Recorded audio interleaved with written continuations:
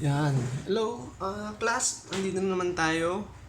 Uh, this is the part 3 of your diesel cycle discussion. Ngayon, we'll have lahat na natutunan natin from the previous lessons at i-apply natin siya sa isang long problem.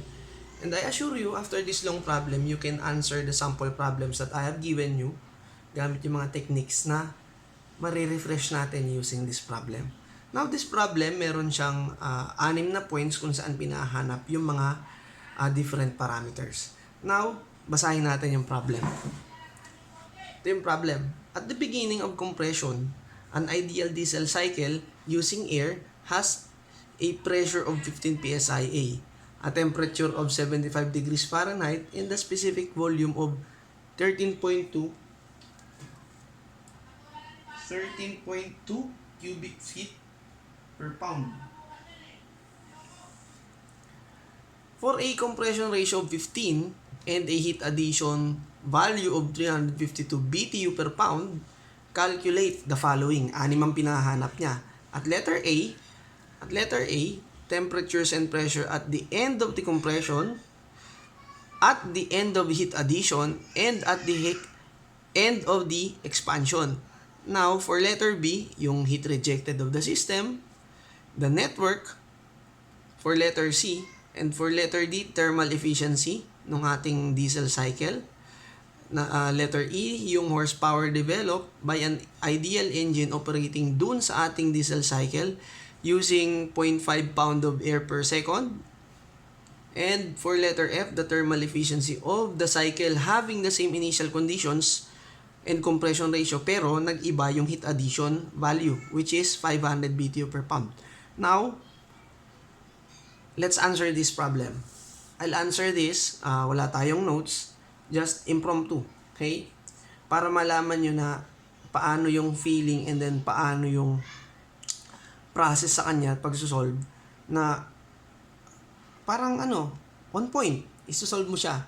So, let's start, okay? Lagi tinuturo ko na lagi nyo siyang sisimulan na mag-answer by drawing the system. Now, we are talking about diesel cycle, di ba? And sa diesel cycle, the best way for us to understand the system is to draw it using the PV diagram. Now, sa PV diagram, ang diesel cycle mo, meron kang 4 na points. Yung 4 na points na yan determines whatever the processes are involved from point to point. Okay? And from point 1, meron ka initial state. Meron kang point 2, which is the highest pressure of your system. Meron kang point 3, that is also the highest pressure of the system. That is the end of your combustion, which has the highest temperature of your system. And yung ating expanded expansion cycle pagdating ng 3 to 4 kung saan babalik siya sa initial volume or initial state. Now, from point 1 to 2, yan. This point 1 to 2 and 2 to yung point 2 to 3. Ito yung point 3 to 4. Ito yung 4 to 1. Now, ang pinakamadaling gawin dito is to ilagay mo muna lahat ng given sa kanya. Okay? Meron daw ditong QA na ang value ng iyong QA is 352 BTU per pound. Now, missing yung iyong QR. Wala ang QR dito. Given ang iyong RK, which is 15. Given lahat ng nasa point 1 mo. And let's annotate that. Meron kang given dito. Point 1. Wala ang given sa point 2. Isosolve mo rin yung point 3. Okay? Now, lista natin muna yung mga given. Meron kang P1, is equal to 15 psi absolute. Meron kang T1 which is 75 degrees Fahrenheit. Now, i-add mo na kaagad ng 460 to make it absolute. That is 460 plus 75. 535 degrees Rankine. Meron ka ring V1 which is 13.2 cubic feet per pound. Now, since meron na tayong lahat ng points at 1, pwede nating masolve si V2 using yung ating RK. We note that RK is equal to 15 and equal naman siya sa V1 or the maximum volume of your system divided by the minimum volume of your system. Now, masasolve natin si V2.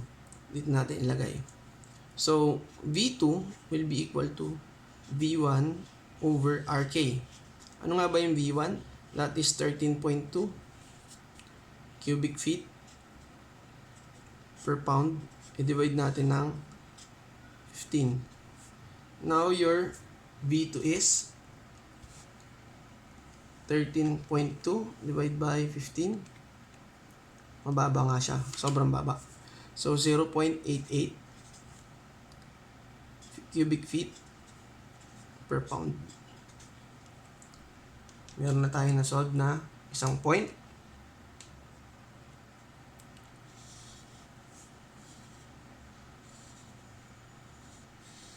Yan.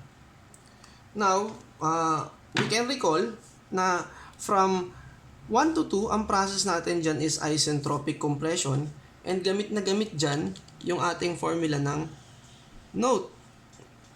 Gamitin itong formula to. Si Tito, Pipito,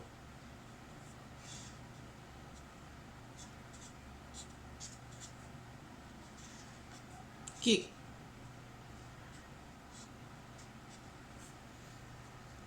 Equal to, since tandaan nyo na ang RK is equal to V1 over V2, ilagay ko na dito si RK raised to K minus 1. And ito is, since nasa taas si V1, nasa taas dito si T2, T1, P2, P1. I-solve natin yung mga value ni T2 and P2. But the most used way is to solve muna yung isa kapag nakuha natin. Since dalawa na yung nakuha natin na parameters at point 2, ibig sabihin pwede natin gamitin yung ideal gas law which is PV is equal to MRT equation. Okay, solve muna natin si T2. T2 will be, yakit ko na si T1, i-multiply ko kay RK. T1 multiplied by RK raised to K minus 1. Now, T1 is 535 degrees Rankine. I-multiply natin sa compression ratio na 15. Ang binigay dito is a hot air standard. Note, K is equal to 1.4. Is 1.4 minus 1 equal to, solve natin dito, 535 multiplied by 15 raised to 1.4 minus 1. The answer will be 1580.485. 1580.485 degrees Rankine. So, meron na tayong T2. Since meron na tayong V2 and T2, pwede na nating masolve si P2. Now, for P2, gamitin na natin yung PV-MRT equation. Or, pwede na rin natin itong gamitin, T2, P2, Kik. And meron na tayong ginawang shortcut. As you can recall, P2 will be equal to P1 multiplied by RK raised to K. Sinimplify na natin yon. Si P2,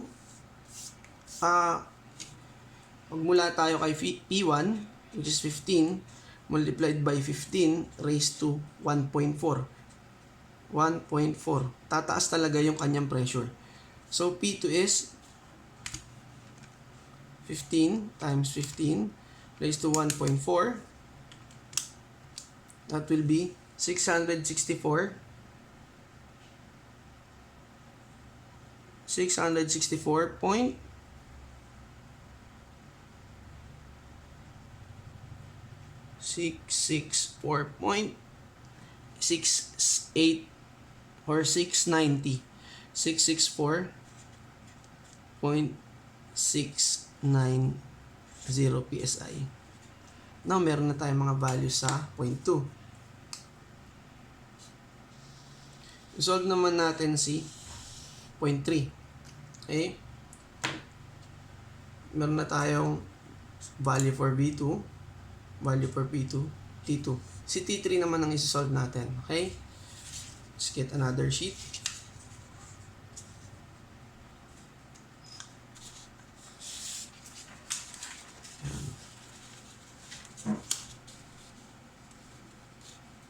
Yan. So, solve naman natin si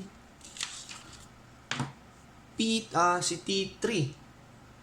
Since at process at points 2 to 3, lista natin. At 2 to 3, meron kang constant volume dyan.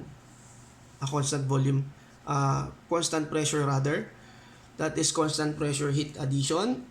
So, this is P is equal to C.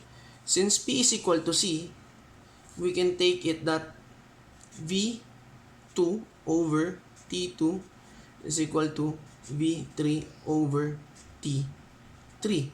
Now, pwede nating makuha dito yung ating cut-off ratio. Since this is the cut-off process, cut-off pag cylinder, pagsamahin natin yung maximum and minimum volume. So, mas mataas, si V3 is greater than V2. So, we can say na ang RC mo, or the cut-off ratio is V3 over V2. Yan. Or equal naman siya sa T3 over T2. So, wala tayong given na V3. Wala tayong given na T3. Yung T3 kasi, masasolve natin using yung ating QA. Ito, wala tayo nito. Wala rin tayo nito. Might as well, masasolve din natin yung P2. Okay? So, from your QA, binigay ko na if QA is given, laging ganito yung format. T3 is equal to T2 plus QA all over MCP. But, recall, yung CP ng air is 0.24 kapag English units and 1.0062 kapag SI units. Now, we will proceed para masolve natin si T3. T3 will be equal to T2. T2, a while ago, nasolve natin yan. Let's recall, yung T2 natin is 1580.485. Okay. 1580.485. Ilagay natin yung units. Plus, yung QA natin is 352 BTU per pound. Over M, wala naman tayo. Per unit mass naman tong QA. That is QA over M. Ang given kasi natin dito is QA over M. Yan. Yung CP is 0.24. 0.24 BTU per pound degree Rankine. Cancel natin yung same units.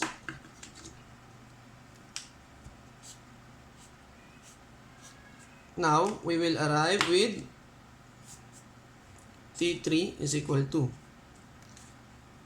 define natin, 1580.485 plus 352 divided by 0.24. Lalaki ang value na yan. Now, the temperature or the maximum temperature of your cycle will be 3,047. 3,047.152 degrees Rankine. So, meron na tayong T3.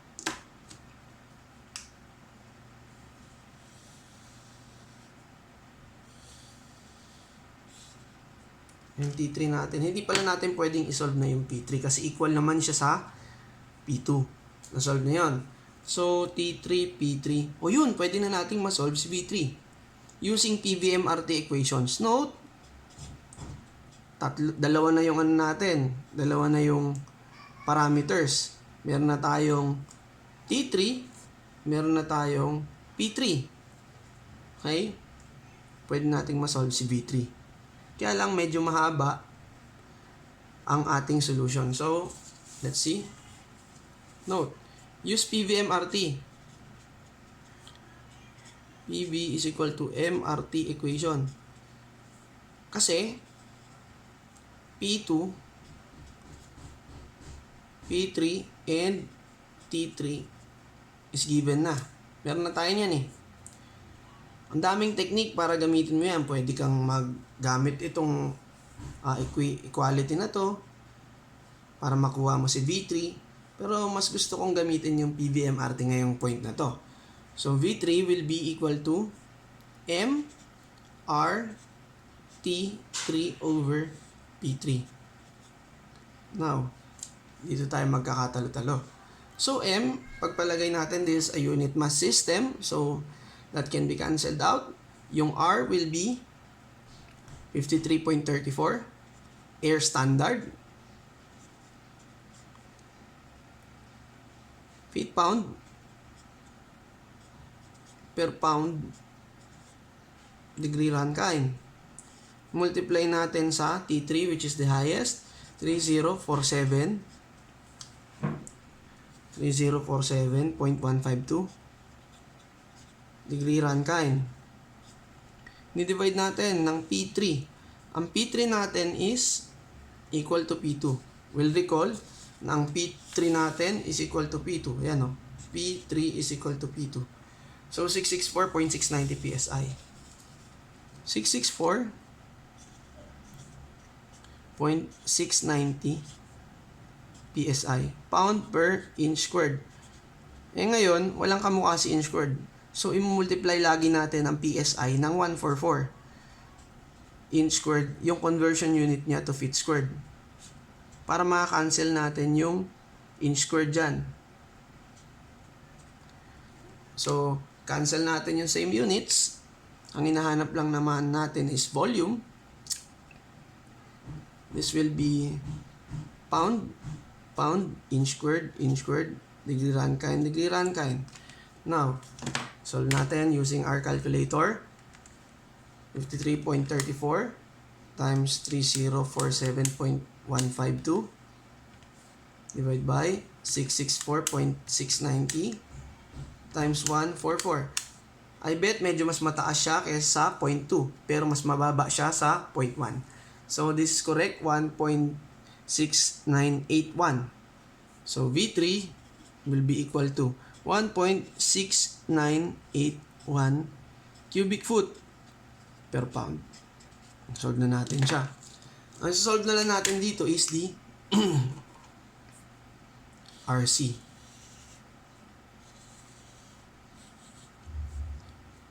RC na. Pwede natin ma-solve. So, we can say na RC is equal to V3 over V2. So, V3 over V2 is 1.6981 over your V2 is 0.88. You know, V2 is 0.88. 0.88. Since non-units yan, and same units naman, hindi natin kailangan nilagay yung unit. So, 1.6891 6981 1.6981 divided by 0.88. So, 0.88 is, ang answer will be 1.9297 ang ating RC. So, nasolve na natin lahat sa point 3. We'll go with point 3 and 4. So, let's get another sheet.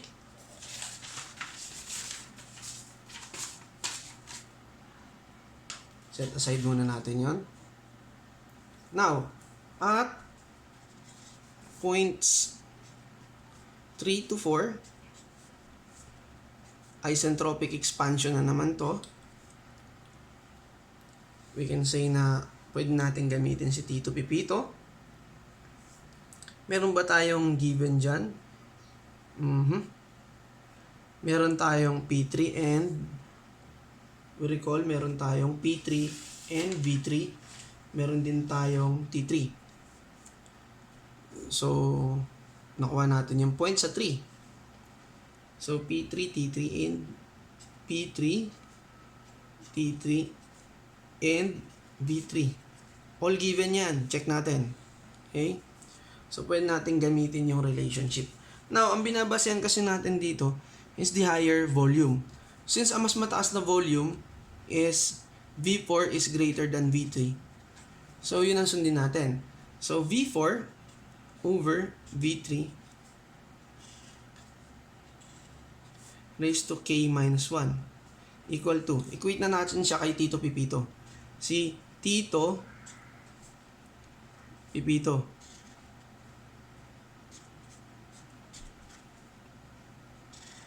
kick. Now, ang problema dito, since ito, mas mataas ang 4 sa 3, so mas taas ang 4. Ang ibig ko sabihin, laging reciprocal niya yung notations or the subscripts ng ating susunod na parameters. So, this will be 3, this will be 4, this will be 3, this will be 4. Now, meron na tayong 3, meron na rin tayong 4. V3 and V4 is RE, expansion ratio. Equal yan sa V4 over V3. Ibig sabihin dyan, V1 is equal to V4. So, solve muna natin yung expansion ratio. So, RE is equal to V1, which is 13.2. Since non-units yan, copy ko na lang yung meaning. So, 1.6981 equal to, check natin,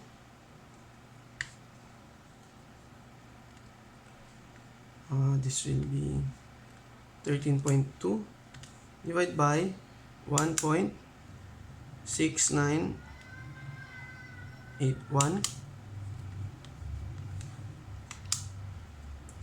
Check natin kung tatama. 7.7734. Check natin to kung tatama using yung relationship na ginawa natin. Note na ang RK is equal to RC multiplied by RE. Recall natin to, okay? Recall natin yung ginawa natin na relationship sa kanila. If proven right, ibig sabihin tama yung naging process natin. So, meron tayong RC, meron tayong RK. So, RE will be equal to RK divided by RC. Ano ba yung RK natin? That is 15 divided by RC, 1.9297. Check nga natin kung tama ito. Bago natin siya i-box. 1.9297. So, 7733 rin. So, 77.7733. Therefore, tama ito, yung RE mo dito. And tama rin ito. Ang daming paraan para ma-solve mo siya. Okay? So, we'll go with solving yung parameters dito, which is, solve na natin si T4 and P4. Gamitin na lang natin to, yung RE. Okay? So, solve muna natin si P4. P4 will be equal to, syempre, mas mababa ang pressure mo, P3, divide na lang natin ng RE raised to K. So, P3, again, we can recall na ang P3 is equal to P2 P3 is equal to P2. Pakita ko ulit. Ayan o, P3 is equal to P2. 664.690. 664.690. Taas ko lang. 664.690 pound per inch squared or PSI. RE is 7.7734 raised to K. Ano ba yung K natin? 1.4 kapag air standard. So, P4 will be 664.690 divide by 7.7734 raised to 1.4. So, lilit ang pressure mo dyan. Pero hindi siya ganun kasing liit nung nagpapasok na pressure at 1. So, that is 37.64 989. 99 na lang. 99 PSI. So, meron na tayong T4.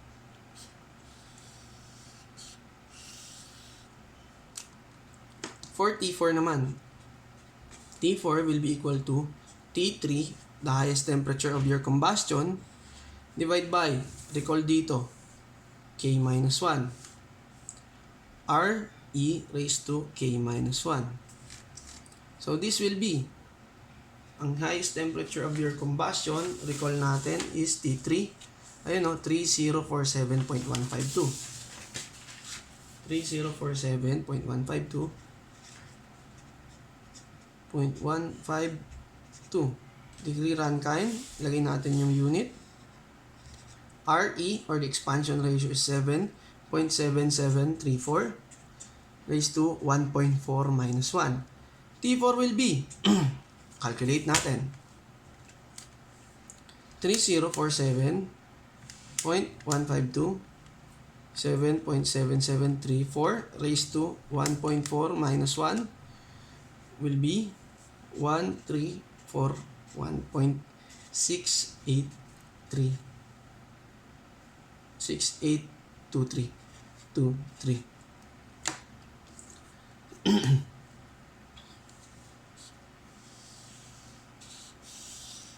That is in degree Rankine. So, meron na tayong mga points sa part A. Ano lang ang hanapin natin? Nakuha na natin lahat ng points sa part A.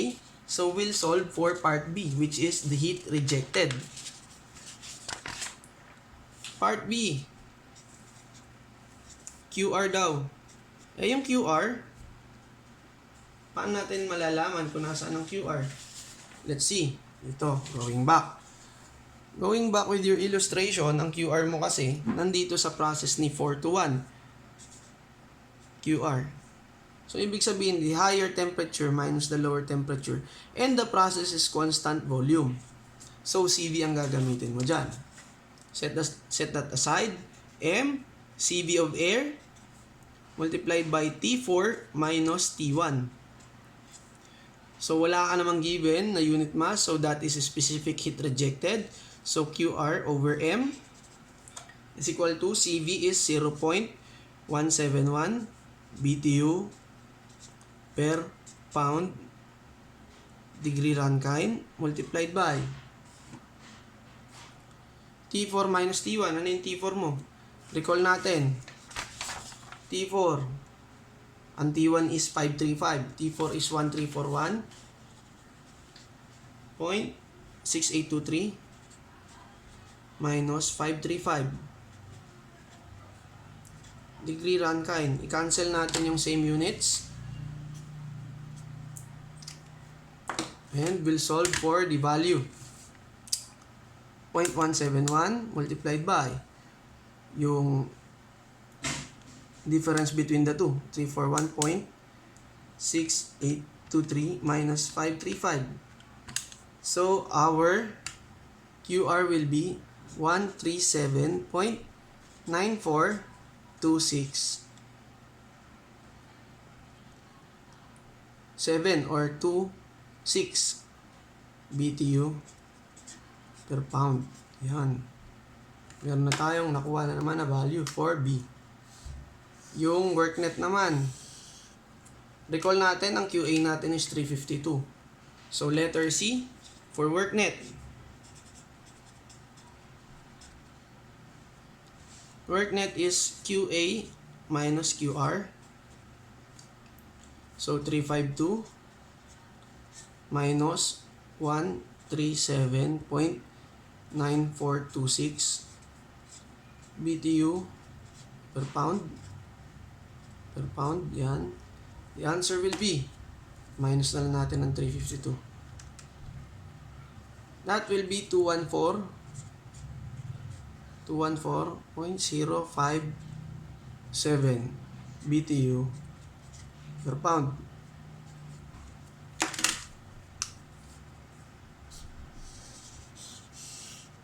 Now, pwede na natin makuha yung ating thermal efficiency using dalawa. Kunin muna natin yung letter D. Kunin natin yung ating thermal efficiency using yung worknet over QA. So, E equal to worknet over QA. Worknet natin is 214.057. Divide natin ng QA, 352. Equal to, divide by 352, 0.681. 6081.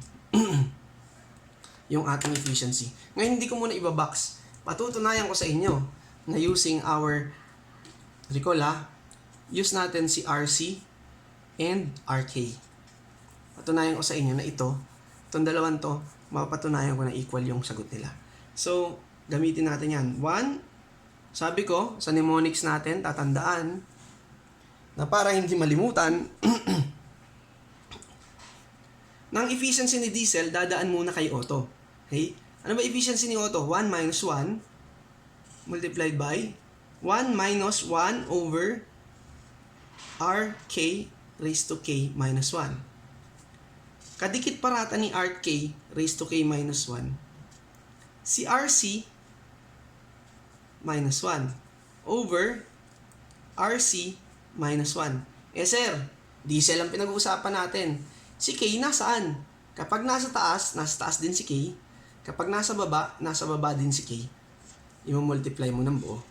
Hey, pasok natin yung value. So, 1 minus yung 1. Recall natin si RK is 15. 1.4 minus 1 multiplied by yung RC. Ano ba yung RC natin dito? Recall natin, ang RC natin is, ayun. Recall natin. Ang RC natin is 1.9297. 1.9297. Raise natin ng 1.4 since nasa taas siya. Minus natin sa baba ng 1. Multiply uli natin ng 1.4. And then enclosed 1.9297 minus 1. Okay, may type dito sa calcu kung paano mo siya i-solve. I-let mo muna to sa letter A. I-let mo din to sa letter B. Para hindi siya nakalilito. So, i-let ko muna sa A to yung nandito sa part na ito. Ito muna. So, 1 over 15 raised to 0.4. Kasi 1.4 minus 1 is, so, store ko siya sa letter A. Store nyo sa letter A itong buon to. Bilugan ko. Store nyo sa letter A para hindi kayo nalilito at isahan lang ang computation. And then ito, store mo sa letter B. Yan. Store natin sa letter B. So, this will be 1.9297 raised to 1.4 minus 1. 1.4 multiplied by 1.9297 minus 1. Shift, store sa B. So, meron na tayong kuha ng letter A and B. So, the efficiency will be 1 minus A times B. Pakita ko dito sa calcu. 1 minus quantity, recall mo yung A times recall B. The answer will be 60.8 din. equal to 0. Ang lapit lang 6072. 608 pareho lang yan. 0.608. Therefore, equal siya dito. Tama yung ating process. Okay? Now, nasolve natin yung parts A, B, C, and D. Solve naman natin yung last part, which is E and F. For your E and F, sa letter E, ang hinahanap dyan, yung horsepower, so the work net, total work net. Work net, meron kang specific work net, multiply mo lang mass flow, yung work net na maliit. I-recall natin, 0.5 pound per second multiplied. Yung work net kasi natin na lumabas kanina is 214.057. 214.057 BTU per pound. Ang hinahanap natin dito is in HP. So, i-multiply uli natin to ng conversion natin. Okay? 1 HP over 42.42 BTU per minute. Yan. And then, i-multiply na natin siya to convert yung seconds. 60 seconds per 1 minute. Cancel all the units na pare-parehas. Cancel, cancel, cancel, cancel, cancel, cancel, cancel, and cancel. So, we'll arrive with yung work net natin in terms of HP is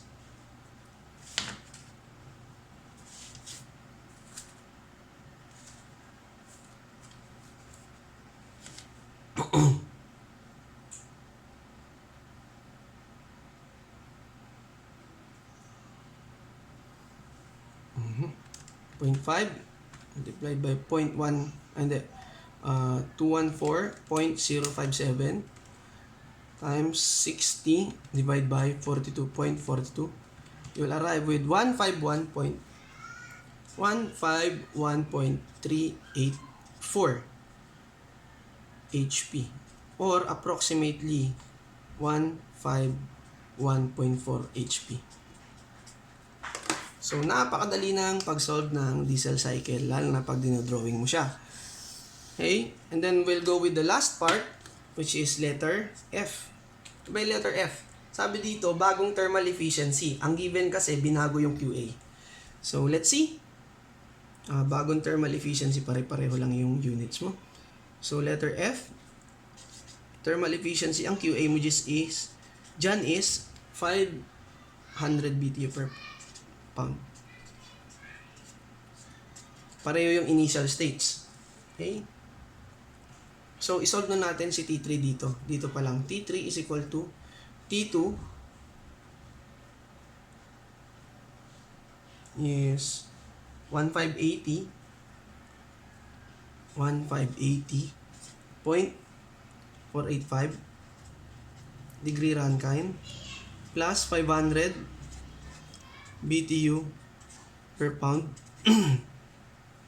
Divide natin ng 0.24 BTU per pound degree Rankine para makuha natin si T3. So, T3 will be 1580.485 plus 500 divided by 0.24 3663 ang lalabas dyan. 3663.818 degree Rankine. Solve natin. Medyo mahaba nga itong problem na to pero maganda siyang practice. You can solve in minutes. So, pwede nating masolve din si V3. Meron na tayong P3, T3. So, V3, solving tayo using our relationship.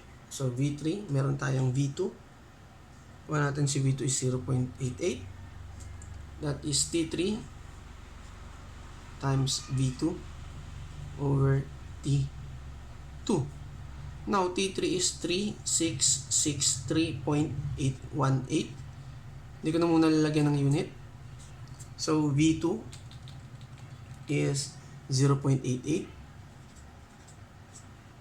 Divide by T2, which is, na-solve natin. Ayan, 1580.485. Ang lalabas na lang dito, cubic feet per pound. So, V3 is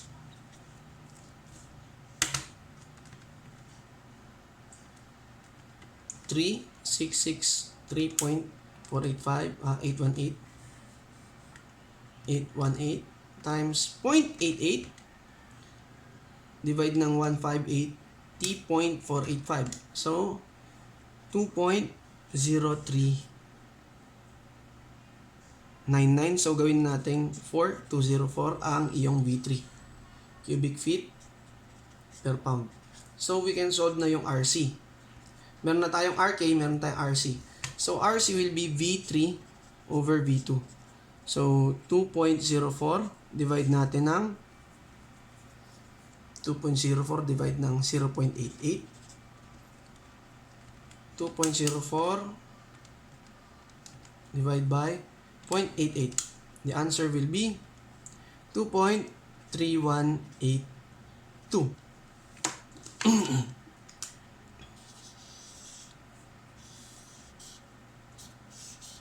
So, RK, recall, hindi naman nabago. This is 15. So, meron na tayong RC, RK. Pwede natin gamitin para makuha yung ating efficiency. So, for the last part, the efficiency ng system. 1 minus, i-recall natin, 1 over RK raised to K minus 1 multiply by si RC minus 1 divide by RC minus 1. Kaya lang sir, diesel to. So kapag nasa taas, ang K nasa taas. Kapag sa baba, ang K nasa baba. Okay. Gawin mo to by parts. This is letter A, stored in letter A, stored in B. Okay. Ito muna tayo sa part A. Bilugan ko siya para hindi ka nalilito. Yan, part A. And then bilugan din natin to si part B para point by point. Recall natin, si RC is equal to 2.3182. Si RK is 15, hindi naman nagbago. So, check and check, pwede natin ipasok dito sa ating value. So, that will be 1 over 15 raised to 0.4. Oh, mali. 0.4. Shift store natin sa A. Okay. Tapos, si RC is 2.3182 raised to 1.4 minus 1. 1.4 multiply natin kay 2.3182 minus 1. Store natin kay letter B. Okay. And then for final, pagsama-samahin natin 1 minus recall A times recall B. The answer will be 0.5882. And that wraps up our discussion para sa long solution ng ating problem. So this will be uploaded later. And thank you for listening. Next time, we'll tackle about dual cycle. Okay? See you next time. Bye-bye.